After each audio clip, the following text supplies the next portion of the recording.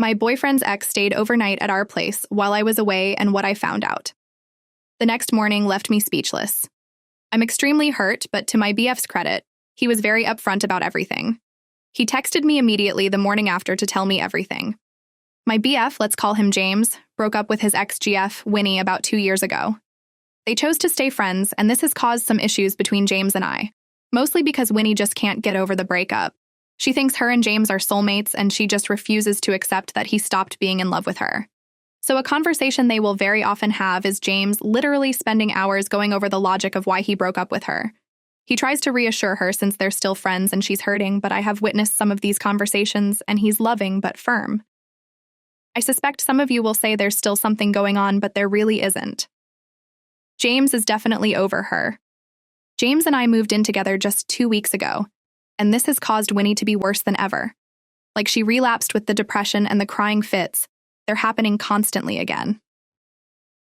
I went back to my parents' place this weekend because I had to pack my car full of some more of my things, and I spent Saturday night there. Winnie must have known this because Saturday night she showed up at our place, crying, wailing, the works. We have a doorbell camera, and I got a notification as soon as she was at the door. I didn't see it right away, but as soon as I saw it, I texted and called James and checked our indoor camera to see what was going on. This is where James messed up, and he admits that he messed up. He didn't text me the whole night while Winnie was there. So all I knew was that she showed up, I checked our indoor camera we keep in the living room by the front door, and it was turned off. This is normal. We only turn it on when we're away from home. But I was extremely upset and distraught as I was imagining the worst. I trust James, but I just didn't understand why he wouldn't answer my calls, and he admits it was horrible of him. I was ready to break up with him Sunday morning, but he texted me and immediately let me know that Winnie had come over. He said it sounds really bad, but she spent the night, but nothing happened, and he set up our indoor camera in the bedroom to prove it. I didn't want to believe him, but I did watch the footage, and even though it shows both of them laying in bed, it's true that Winnie was just crying while James was consoling her. There are some things he did that bother me a lot. At some point, he kissed her forehead and he hugged her and held her close several times. I'm honestly speechless at that. But I understand he knew there was a camera on him the whole time, and he knew I would see him doing that. So I guess he doesn't see that as cheating. So basically, James is asking me for understanding and for forgiveness. I have the proof that nothing happened, but I'm still hurt. This isn't how I imagined us starting our life together. What are the healthy next steps for our relationship? Update 1. All right, so here's where it gets interesting. After James admitted the whole situation, we decided to have a serious talk about boundaries. He said he felt guilty about how the breakup with Winnie affected her, and that's why he tried to be there for her, but I'm like, dude, you're not her emotional support anymore. I told him it's not fair that he keeps acting like her therapist when he's supposed to be building something with me. And honestly, this situation has me feeling like I'm just waiting for the next crisis with Winnie to throw everything off. So, we agreed to set up a few boundaries. James promised me he wouldn't be alone with Winnie, especially not at night, and that he would always tell me if she tries to reach out or pull some kind of emotional scene. I thought that was a good step, but the weird thing? The very next day, Winnie texted him again. He showed me the message. It was basically her going off about how she couldn't sleep at night, knowing he's with someone else. It wasn't like he could block her because she's still part of our friend circle, and if he cut her off, there would be all this drama. But her timing just felt like a joke at this point. I asked him straight up if he still had any feelings for her, even a little. I could see he was really stressed, like he'd been keeping all of this bottled up. He told me he was done with her, emotionally and everything else, but he still felt responsible because she never really moved on, and they had all these mutual friends. I guess I can understand, but it's hard to believe that someone who was supposed to be done with their ex would have this much emotional baggage about them. So here's the twist that really threw me for a loop. Winnie didn't just leave it at texting him once. Over the next week, she started showing up at his work, like actually showing up unannounced. She'd make a scene, crying in the parking lot, trying to get him to talk to her. He kept telling me everything, even showed me the text messages where he was like, Winnie, you need to move on and stuff, but she just wouldn't quit. She even tried getting our mutual friends involved, telling them that I was keeping them apart, which is just insane because they broke up 2 years ago. Friends started messaging me, asking if I was okay with James seeing Winnie and if I knew how upset she was. Like this entire situation was turning into some soap opera. James finally had enough when she showed up at our place again one night. I was home this time, and I answered the door. She looked shocked to see me, and I was just like, "Can we talk about how messed up this is? You're literally outside our place in the middle of the night." She started crying, telling me how she was the one who helped him find himself, and that I'd never understand their connection. I honestly had no words. She kept insisting that they're soulmates and that some relationships don't die, and she was convinced James was just confused and needed time to realize it. Meanwhile, James is just standing there looking mortified and telling her that this has to stop.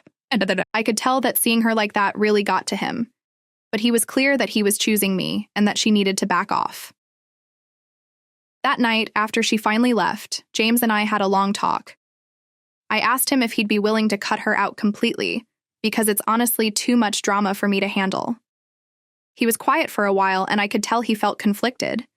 He said, "If that's what it takes to make you feel secure, then yeah, I'll do it." But then he asked if I'd be okay with him explaining things to her first so she could have some closure.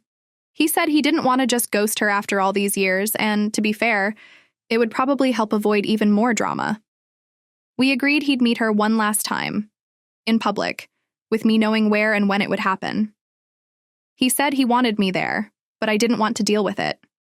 I thought if he really cared about this relationship, he should be able to handle it himself. They met at a coffee shop a couple of days later, and I got updates from him throughout, so I knew he wasn't hiding anything. According to him, it was brutal. She cried the whole time, saying all this stuff about how no one would ever understand him like she does. He said he kept it respectful, didn't do anything to lead her on, and told her that he was committed to me.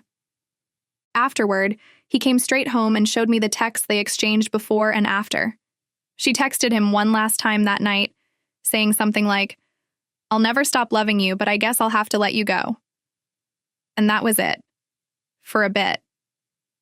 Then things took another turn. I thought this was over, but a few days later, I got a message from a random account. It was Winnie.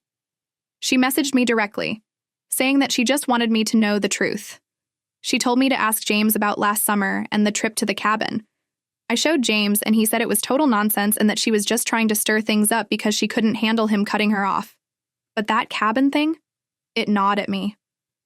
I don't know if it was the way she worded it or the fact that it came out of nowhere, but it planted a seed of doubt. So, I decided to dig a little. I checked our old messages and saw that James had actually gone on a camping trip around that time. When I asked him about it, he said it was just with some old friends, guys he grew up with. But when I looked at his social media photos from that time, there were barely any pictures, which was weird for him since he usually posts everything. It didn't look like anything suspicious on its own, but I couldn't shake the feeling that something was off. I told him that I'd need him to be completely honest about everything if we were going to stay together. He said he'd told me everything there was to know, but I kept pushing because I felt like there was more. Eventually, he said, "All right, look. I did meet up with Winnie for a weekend last year, but it wasn't anything romantic. She was struggling, and I thought I could help her out." He told me he didn't mention it because he thought it would look bad, but nothing happened. He said they stayed in separate rooms and barely talked, but he admitted that she'd asked if they could get back together, and he'd turned her down again. I don't know if it's fair to be this suspicious, but knowing he kept that weekend a secret just makes me wonder what else he might have kept quiet. I feel like I need a break to sort out how I feel about everything. I don't know if I can keep being with someone who has this kind of history they're not fully honest about. I haven't decided what to do next, but I feel like there's a line between helping someone and just dragging your past into your future. Not sure if we can get past this. Update 2. I decided to take a few days for myself, so I went to stay with my best friend to clear my head. I let James know I needed some time alone, and he respected that, but he was definitely worried. I wanted to process everything without him around, which, honestly, was a relief. I kept thinking about all the things that felt off, like how he handled that camping trip with Winnie and the way he kept hiding stuff. I felt torn. On one hand, I still believed he didn't actually cheat, but on the other, it felt like he kept putting Winnie's feelings over mine. It wasn't just about trust, it was about priorities. While I was away, I texted him that we needed to lay out everything honestly. I told him I'd forgive a lot if he could just be real with me, but if he kept hiding things, we'd never get anywhere. I didn't expect anything wild, but then he texted back, "There's something I didn't tell you, but it's not what you think." That line made my stomach drop. He said he'd explain when I got home because it was better said in person. So now, of course, I'm just sitting there overthinking every single detail, trying to piece together what else he might be hiding. It was driving me nuts. And when I got back, he sat me down and told me what he'd been keeping from me. Apparently, he'd agreed to stay friends with Winnie right after they broke up because she had some personal issues and he thought being there for her would help her cope. She had gone through a tough time with her family, and he felt like he owed her since they were together for years. He swore nothing ever happened romantically after they broke up, but he admitted that, at times, he felt like her support system. He didn't want me to know that he'd been so involved in her personal life because he thought it would look like he was prioritizing her. And honestly, I get why he felt conflicted, but it felt like a punch to the gut. Then he dropped a bomb I did not see coming. Last year, when they met at the cabin, she told him she was still in love with him and would wait for him no matter how long it took. He said he'd tried to shut it down gently, but she wouldn't hear it. He was sure it would blow over eventually, so he didn't tell me because he thought it would make me insecure or paranoid. Now I could see where he was coming from, but it didn't make it feel any better. Knowing she confessed all of this, and he kept it from me? Yeah, that hurt. Just as I was processing all of this, Winnie reached out again. This time she texted me directly saying she deserved a chance to be heard. She told me that James was only staying with me because he felt guilty, and that if it weren't for that, he'd be with her. Her messages were full of this delusional stuff about how they're meant to be together, and that he's just confused. She claimed James had promised her they'd get back together someday, and she seemed completely convinced of this reality. At this point, I could tell she was spiraling, but it was so weird that I didn't know what to believe. So I showed James her messages, and he looked really shaken. He was clearly tired of the drama and didn't understand why she kept pushing this narrative. He promised me, again, that he never said anything like that to her, but I was so exhausted with the whole thing that I didn't even know what to think. I asked him if he was willing to talk to a therapist with me. He hesitated at first, but then he agreed, because he could see how much this was weighing on me. He admitted he hadn't handled things the best way, and he wanted to make it right. It felt like maybe we were taking steps forward, even though the situation was still really messed up. We started therapy the next week. I felt awkward at first, but it was a relief to have someone guide us through our issues. The therapist brought up the idea of emotional boundaries, and I saw James really start to understand why this situation had affected me so much. He realized that, even if he had good intentions, keeping secrets and letting Winnie's needs overshadow ours was a big issue. He apologized and said he'd work on being more open. I was hopeful that we could actually move on, maybe put all this behind us. But because this story apparently just never ends, Winnie managed to find another way to get involved. She must have caught wind of us going to therapy, no idea how, because out of nowhere, she emailed the therapist. She wrote this long, detailed email about how James was being manipulated into therapy and how he was forcing himself to be with me out of guilt. It was unreal. The therapist told us she wouldn't be engaging with Winnie and advised us to take this as another sign of how far gone Winnie was.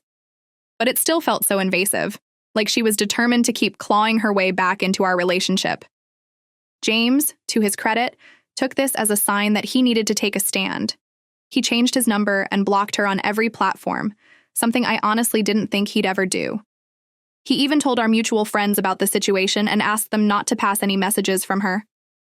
I could tell he was trying to prove he was committed to me, but there was still a part of me that was wary. If he had drawn this boundary earlier, maybe we wouldn't even be in this mess now. For a while, things were quiet. I thought maybe, just maybe, Winnie had finally given up. James and I kept going to therapy, and I felt like we were actually making progress. He was more attentive, and he would check in with me if he ever felt like he was overextending himself with other people. It was nice to feel like we were on the same page for once, but a part of me couldn't shake the feeling that this wasn't over. And, well, I was right. About a month after we thought things had settled down, I got a message from a friend. They'd just seen Winnie at a party, and she was telling people that James had only cut her off because I made him, and that he was still madly in love with her, but just didn't know how to get out of our relationship. Apparently, she had convinced herself that James was secretly miserable, and that he'd come back to her once he woke up. The friends who knew about everything just ignored her, but some newer people didn't know the history and believed her. It was infuriating. The final straw came when we found out she had been telling people about our private life. Somehow she got it in her head to tell everyone we were in therapy, but she twisted it to sound like James was only going to therapy because I was controlling. I'd had enough, and so had James. We finally had to go to our friend group and set the record straight, explaining how we'd tried to help her as friends and how it just went way too far. It was awkward but necessary. Most people understood and started distancing themselves from Winnie, but there were still a few who were sympathetic to her because they didn't know the full story. Now, I'm sitting here wondering if any of this will ever end. James and I have come a long way in understanding each other and setting boundaries, but with her still out there, I feel like there's this shadow over us. I'm constantly looking over my shoulder, waiting for the next round of drama. I never thought dating someone with a messy ex would get this deep. It's like she just can't accept that things are over, and I'm left feeling like no matter what we do, she's always going to find some way to worm her way back in. I don't know if there's anything left for us to do. James seems committed, and he's genuinely tried to put this behind him, but Winnie keeps holding on. Sometimes I wonder if this is just too much to handle, if our relationship can survive this constant interference.